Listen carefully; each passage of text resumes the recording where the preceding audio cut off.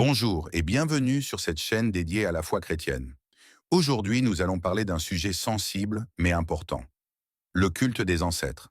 Est-ce une simple tradition culturelle ou une pratique spirituelle? Dans plusieurs pays d'Afrique, d'Amérique, d'Asie et même d'Europe, on rend hommage aux ancêtres à travers des offrandes, des prières ou encore des invocations lors de cérémonies. Les ancêtres sont souvent vus comme des esprits protecteurs, capables d'aider ou de punir les vivants.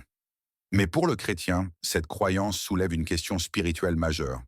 Que dit la Bible? Exode 23, Tu n'auras pas d'autre Dieu devant ma face.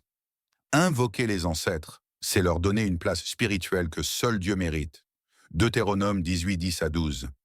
Qu'on ne trouve chez toi personne qui consulte les morts, car c'est une abomination. Dieu interdit formellement tout contact avec les morts, même par respect ou tradition. 1 Timothée 2,5 Il y a un seul médiateur entre Dieu et les hommes, Jésus-Christ. Pas d'autre intermédiaire. Ni marabout, ni ancêtre, ni esprit. Tu ne peux pas t'appeler chrétien et rendre un culte aux ancêtres, ni dépendre d'eux pour une quelconque protection et bénédiction. Tu ne peux pas servir deux maîtres à la fois. Matthieu 6,24 Nul ne peut servir deux maîtres, car ou il haïra l'un et aimera l'autre, ou il s'attachera à l'un et méprisera l'autre. Vous ne pouvez servir Dieu et Mammon. Dieu seul est digne d'adoration. Les morts sont belles et bien morts. Matthieu 8, 20 et 1.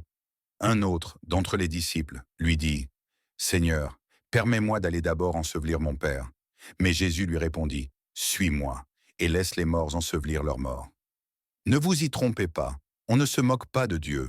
Ce qu'un homme aura semé, il le moissonnera aussi. Galates 6, 7.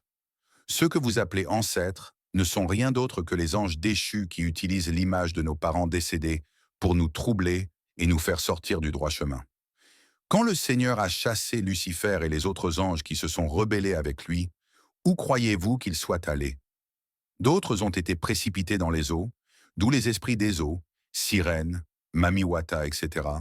D'autres sont restés sur la terre dans les forêts, raison pour laquelle on y fait beaucoup de sacrifices. D'autres sont restés dans les airs, Éphésiens 2,2, dans lesquels vous marchiez autrefois, selon le train de ce monde, selon le prince de la puissance de l'air, de l'esprit, qui agit maintenant dans les filles de la rébellion. Vous connaîtrez la vérité, et la vérité vous affranchira.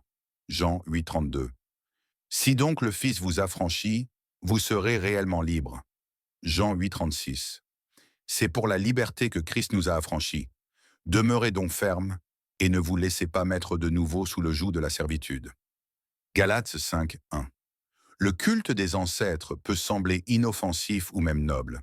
Mais selon la Bible, c'est une désobéissance spirituelle, car cela détourne notre foi de Dieu. Si tu veux marcher avec Christ, alors détache-toi de toute forme de spiritisme, d'idolâtrie ou de tradition qui prend la place de Dieu.